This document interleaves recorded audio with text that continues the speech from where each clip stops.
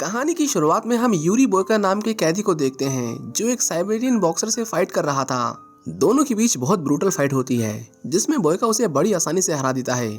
उसके जीतने से गागा नाम के एक रशियन माफिया को बहुत ज्यादा नुकसान हुआ था। एक आदमी गागा से कहता है कि अगर हमें बोयका को हराने वाला फाइटर नहीं मिला तो हमारा धंधा चौपट हो जाएगा। उन्हें कोई ऐसा फाइटर चाहिए था जो उसके सामने टिक सके। गागा ऐसे एक आदमी को जानता था पर उसे यहाँ लाना इतना आसान नहीं था। इसके बाद हम जॉर्ज आइसमैन को देखते हैं जो कभी एक वर्ल्ड बॉक्सिंग चैंपियन हुआ करता था। फिलहाल वो रशिया में एक एड शूट के लिए आया हुआ है जिसमें डायरेक्टर उसे जबरदस्ती रशियन में बोलने के लिए कह रहा था। उसके मैनेजर ने उसे समझाया कि अब तुम वर्ल्ड चैंपियन नहीं रहे, तुम कंगाल हो गए हो, इसलिए जैसा ये कहते हैं वैसा करते रहो। मैं कोशिश कर रहा हूँ तुम्हें फिर से अमीर बनाने की। मेरा यकीन करो, ये खत्म करके जब तक तुम अपने घर पहुंचोगे तुम्हारे खाते में अच्छे पैसे होंगे। वहीं दूसरी ओर हम कुछ घुसपैठियों को देखते हैं जो जॉर्ज के घर में घुसकर उसकी बाइबल में कोकीन का पैकेट छुपा देते हैं। जब जॉर्ज घर आया तो उन्होंने उस पर हमला किया और उसे बेहोश करके भाग गए। जॉर्ज को जब दोबारा होश आया तो उसने अपने घर में हुई चोरी के बारे में तुरंत पुलिस में शिकायत दर्ज की। पुलिस ने जब उसके घर की तलाशी ली तो उन्हें उसके बैग में कोकीन का पैकेट मिला। जॉर्ज ने उन्हें समझाने की बहुत कोशिश की कि ये उसका नहीं है, पर पुलिस ने उसकी एक नहीं सुनी और उसे तुरंत गिरफ्तार कर लिया। अमेरिकन बॉक्सर का रशिया में कोकीन बेचते हुए पकड़े जाना रातों रात एक बड़ी खबर बन गया।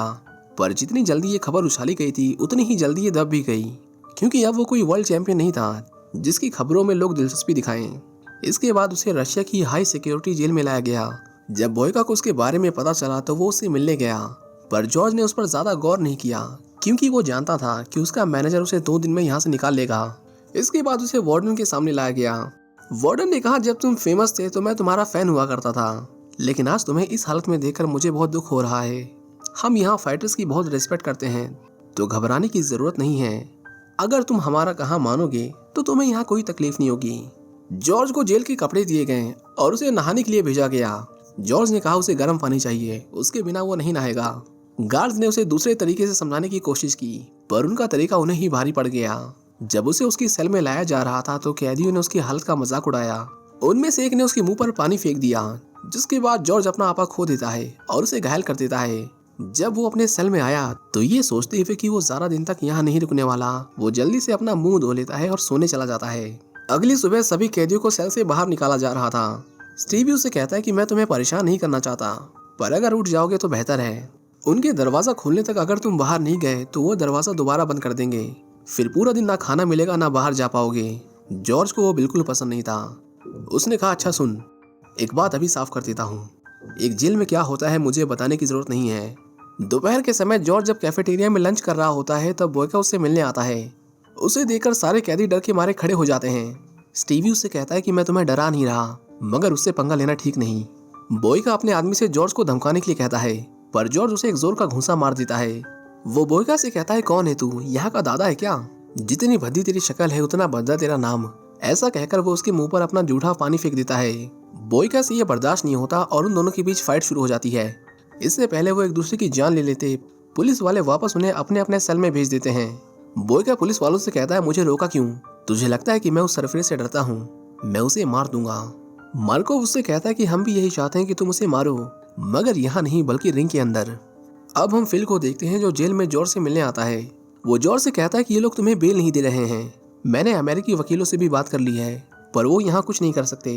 जॉर्ज फिल से कहता है कि तुम्हें पता भी है कि बिना गलती के जेल में सड़ना कैसा लगता है। मैं कुछ नहीं जानता, कुछ भी करो, पर 2 दिन के अंदर मुझे यहाँ से बाहर निकालो। अब हम गागा को देखते हैं जो मार्कोव से मिलने के लिए जेल में आता है। वो पूछता है कि जॉर्ज लड़ने के लिए तैयार हुआ कि नहीं। उसने जवाब दिया कि वो धीरे धीरे लड़ाई के लिए तैयार हो रहा है, मगर एक बात की चिंता है, उसे लगता है कि वो कभी भी यहाँ से रिहा हो सकता है। गागा उससे कहता है, तुम इसकी चिंता मत करो, ये सब मैं संभाल लूंगा, तुम बस लड़ाई की तैयारी करो। दोपहर के वक्त जब सभी कैदी ग्राउंड में टहल रहे थे तभी उनमें से कुछ कैदी स्टीवी को घेर लेते हैं और उसे मारना शुरू कर देते हैं। जॉर्ज जो दूर खड़ा ये सब देख रहा था, उससे ये सब बर्दाश्त नहीं होता। वो उन्हें मारना शुरू कर देता है और स्टीवी की जान बचा लेता है। वो जब स्टीवी से पूछता है कि वो लोग तुम्हें क्यों मार रहे थे, तब स्टीवी उसे कहता है, कुछ नहीं, बस ऐसे ही। जॉर्ज कहता है, सुन, मुझे तुझसे कोई लगाव नहीं है, मैंने तेरी जान इसलिए बचाई क्योंकि मुझे गुंडागर्दी पसंद नहीं। स्टीवी जॉर्ज से कहता है कि मुझे पता है कि तुम कुछ ही दिनों में यहाँ से जाने वाले हो, मगर ये जान लोगे तो तुम्हारे लिए अच्छा होगा। यहाँ पर गागा का राज है, पुलिस भी उसकी है और कैदी भी उसके। जिंदा रहने का सबसे आसान तरीका यही है कि तुम उनके प्लान में शामिल हो जाओ। जॉर्ज उससे कहता है कि मेरे बारे में ज्यादा सोचने की जरूरत नहीं है, मैं अपना ख्याल खुद रख सकता हूँ। जब बोयका को पता चलता है कि जॉर्ज ने फिर से उसके आदमी पर हाथ उठाया है तो वो आग बबूला हो जाता है। वो जॉर्ज से कहता है कि ये मेरा इलाका है, यहाँ तेरी नहीं मेरी मर्जी चलेगी। तू मुझसे रिंग में मिल, फिर तुझे बताता हूँ। जॉर्ज कहता है रिंग गया तेल लेने, मैं इसी वक्त तुझे बर्फ में गाड़ देता हूँ। वो दोनों फिर से आपस में लड़ना शुरू कर देते हैं, पर वक्त रहते पुलिस वहाँ जाती है और उन्हें अलग कर देती है। शाम को जब बोयका फाइट के लिए तैयार हो रहा होता है तब लोग मैच शुरू होने से पहले ही बोयका पर बोली लगाना शुरू कर देते हैं। गागा मार्कोव के पास कॉल लगाता है और उसे पूछता है कि आखिर ये सब क्या हो रहा है, जॉर्ज कहाँ है। मार्कोव ने उसे बताया कि जॉर्ज अभी फाइट के लिए तैयार नहीं हुआ, इसमें थोड़ा और समय लगेगा। वहीं दूसरी ओर हम बोयका को देखते हैं जो एक रशियन फाइटर से फाइट कर रहा होता है। वो अपने अपोनेंट को बहुत मारता है।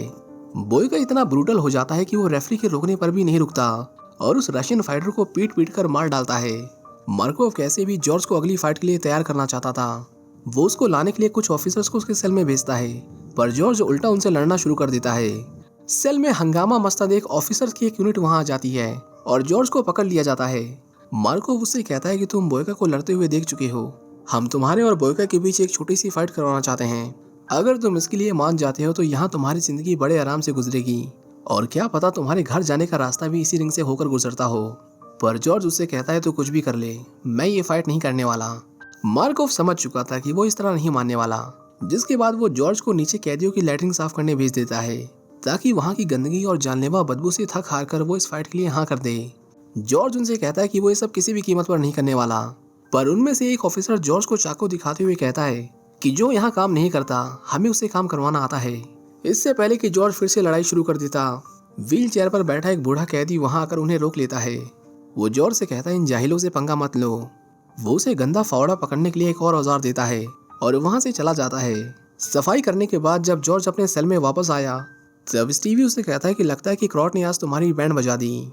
मैंने सुना है एक समय था जब वो एक रशियन आर्मी में कमांडर था, वो बड़ा ही खतरनाक था। एक बार तो उसने एक पुलिस वाले को ही मार दिया।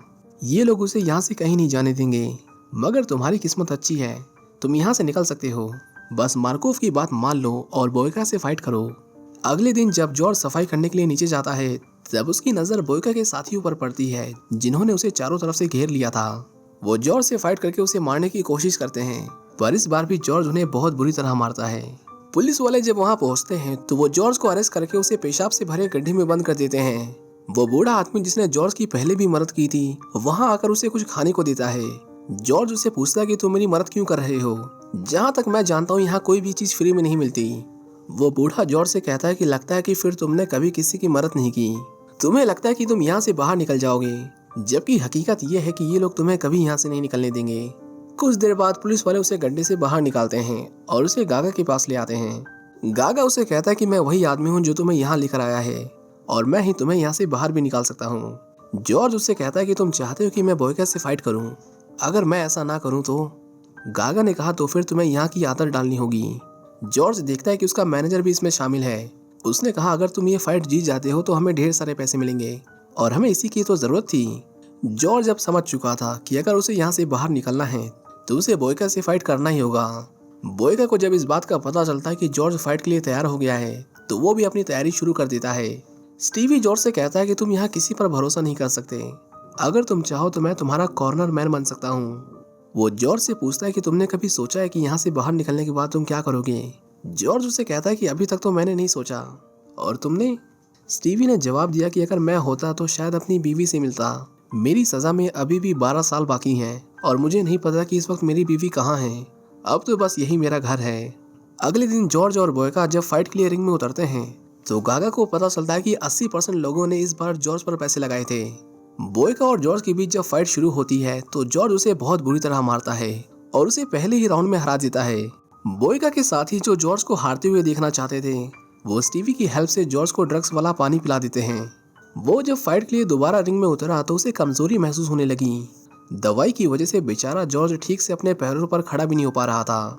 इस बार बोयका उसे बड़ी आसानी से हरा देता है, पर वो भी इस बात से अनजान था कि उसे ड्रग्स दिया गया है। अगले दिन जब जॉर्ज को होश आता है तो वो बूढ़ा आदमी उसे बताता है कि उसके साथ धोखा हुआ था। जॉर्ज जब स्टीवी से इसके बारे में बात करने के लिए उसके सेल में आता है तब वो देखता है कि स्टीव ने उसे धोखा देने के पछतावे में फांसी लगाकर अपनी जान ले ली थी। वो बोयका से कहता है साले डरपोक कायर, उस फाइट का कोई मतलब नहीं था और ये बात तू भी अच्छे से जानता है। तूने स्टीव के जरिए मेरे पानी में कुछ मिलाया था। वो बोयका से बहस कर ही रहा होता है कि तभी वहाँ मार्कोव आ जाता है। जॉर्ज उसे कहता है कि तूने कहा था कि इस फाइट के बाद मैं यहाँ से निकल जाऊंगा, तो अब तक मुझे यहाँ क्यों रखा गया है। वो उस वक्त काफी गुस्से में था, इसलिए वो बिना कुछ सोचे समझे उस पर हाथ उठा देता है। मार्कोव को भी उस पर बहुत गुस्सा आया, जिसके बाद उसने उसे पोल से बंधवा दिया और इस कड़कती सर्दी में उसे सारी रात बाहर रखा जाता है। वहीं दूसरी ओर हम फिल को देखते हैं, जो जॉर्ज को जेल में रखने के लिए गागा से कुछ और पैसे मांग रहा था। गागा उससे कहता है तुम्हें उसकी चिंता कब से होने लगी। वो फिल को कुछ और पैसे देता है, पर जैसे ही वो जाने के लिए अपनी कार में बैठा उसने उसे मरवा दिया। जॉर्ज कहीं इस ठंड में मर न जाए, इसलिए वहाँ पर मौजूद कैदी उसे खाना, पानी और कपड़े देना शुरू कर देते हैं ताकि वो अपने शरीर को गर्म रख सके। अगले दिन जब गागा जॉर्ज से मिलने के लिए जेल में आता है, तब उसे पता चलता है कि मार्कोव ने पूरी रात उसे पोल से बांध कर रखा हुआ था। गागा मार्कोव से कहता है कि मैंने तुम्हें कहा था कि मुझसे पूछे बिना कुछ मत करना, अगर उसे कुछ हुआ तो मैं तुम्हारी चमड़ी उधेड़ दूंगा। वो जॉर्ज से मार्कोव की तरफ से माफी मांगता है। जॉर्ज कहता है कि तुमने वादा किया था कि बस एक और फाइट और फिर मैं घर जा सकता हूँ, जिस पर गागा ने कहा असली डील ये थी कि जब तुम जीतोगे तब तुम घर जा सकते हो, एक बार मैं पैसे कमा लूं फिर तुम आजाद हो। जॉर्ज गागा से कहता है कि मैं बोयका से फाइट करूंगा, लेकिन इस बार कोई चीटिंग नहीं, न मेरे साथ न बोयका के साथ। गागा ने कहा ठीक है, मुझे तुम्हारी शर्त मंजूर है, पर याद रहे कि तुम्हें जीतना होगा। जॉर्ज जब अपनी नेक्स्ट फाइट की तैयारी कर रहा था, तब क्रॉट उससे मिलने आता है। वो जॉर्ज से कहता है कि तुम्हें इस फाइट को जीतने के लिए कुछ नए पैतरों की जरूरत है और मैं इसमें तुम्हारी मदद कर सकता हूँ।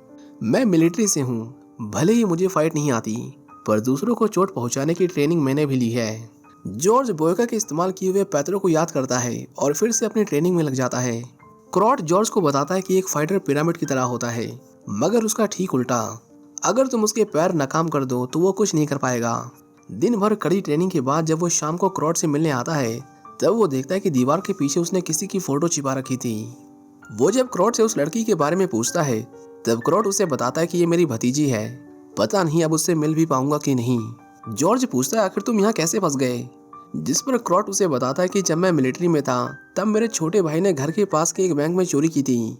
मेरे भाई की एक वाइफ थी जो प्रेग्नेंट थी, उनके भविष्य के लिए मैंने ज्यादा ना सोचते हुए इल्जाम अपने सर पर ले लिया और उन्होंने मुझे यहाँ भेज दिया। जब मैं यहाँ आया तो मुझे कुछ महीनों तक बहुत टॉर्चर किया गया, जिससे परेशान होकर मैंने यहाँ से 2 बार भागने की कोशिश की, पर दूसरी बार थोड़ी गड़बड़ हो गई और एक पुलिस वाला मारा गया। मुझे भी पैरों पर गोली लगी और तब से मैं इसी व्हीलचेयर पर हूँ। वो जॉर्ज को बताता है कि मेरा असली नाम निकोलाई है, पर मुझे पता है कि तुम्हें इससे कोई फर्क नहीं पड़ता। फाइट के एक दिन पहले निकोलाई जॉर्ज से कहता है कि मैं तुम्हारे लिए बहुत खुश हूँ, तुम्हें जैसे ही मौका मिले तुम यहाँ से निकल जाना। अगले दिन जब जॉर्ज और बोयका फाइट करने के लिए रिंग में उतरते हैं, तो अधिकतर लोग अपनी बोली जॉर्ज पर लगाते हैं। जॉर्ज की फाइट देखने के लिए वहाँ गागा भी मौजूद था, जो इस बात का सबूत है कि अगर जॉर्ज फाइट जीत गया तो वो अपने घर जा सकता है। फाइट शुरू होते ही जॉर्ज पहले ही राउंड में बोयका को बुरी तरह हरा देता है और उसे बहुत मारता है। जॉर्ज ने बोयका के सभी पैतरे सीख लिए थे, इसलिए उसे हराना उसके लिए कोई बड़ी बात नहीं थी। बोयका जब भी उस पर हमला करता, जॉर्ज उससे बचते हुए उसके पैरों पर वार करता ताकि उसके हमलों को नाकाम कर सके। वो दोनों जब लड़ रहे थे तो मौका मिलते ही जॉर्ज उसके पैरों को पकड़ लेता है। वो जानता था कि बोयका एक जाबाज फाइटर है, वो रिंग में मर जाएगा लेकिन हार नहीं मानेगा। उसे कुछ ऐसा करना था कि वो और ना लड़ सके। निकोलाई ने जैसा उसे ट्रेनिंग में सिखाया था, जॉर्ज ठीक वैसा ही करता है। वो बोयका के घुटनों को इतनी जोर से दबाता है कि उसका पैर टूट जाता है। जॉर्ज अब ये फाइट जीत चुका था और शर्तों के मुताबिक अब वो अपने घर जा सकता है। गागा उससे कहता है कि मैं तुम्हें यहाँ रखकर कभी भी मुसीबत में नहीं डालना चाहता था, पर बिजनेस में कभी कभी ये करना पड़ता है। वो जॉर्ज को ढेर सारे पैसे देता है और यहाँ हुई परेशानी के लिए उससे माफी मांगता है। जॉर्ज को यहाँ से बाहर निकालने में कहीं न कहीं निकोलाई का भी हाथ था। वो जाने से पहले उसे थैंक यू बोलना चाहता था, पर उसे एहसास हुआ कि अगर वो चाहे तो उसके लिए इससे कहीं ज्यादा कर सकता है। वो बॉक्सिंग से कमाए गए अपने सारे पैसे मार्कोव को दे देता है और बदले में निकोलाई की रिहाई की गुजारिश करता है। जेल से बाहर निकलते ही जॉर्ज निकोलाई को लेकर एक रेलवे स्टेशन पहुंचता है, जहां उसकी भतीजी उसका इंतजार कर रही होती है। ट्रेन जैसे ही स्टेशन पर रुकती है, निकोलाई की नजर अपनी भतीजी पर पड़ती है और उसकी आंखों से आंसू बहने लगते हैं। वो अपने नए जीवन की शुरुआत के लिए जॉर्ज का दिल से शुक्रगुजार था। अपनी भतीजी के लिए निकोलाई का प्यार देखकर जॉर्ज भी इमोशनल हो जाता है और चुपचाप वहां से चला जाता है। इसी के साथ ये मूवी यहीं खत्म हो जाती है। उम्मीद करता हूँ कि आपको ये कहानी पसंद आई होगी। Thank you for watching.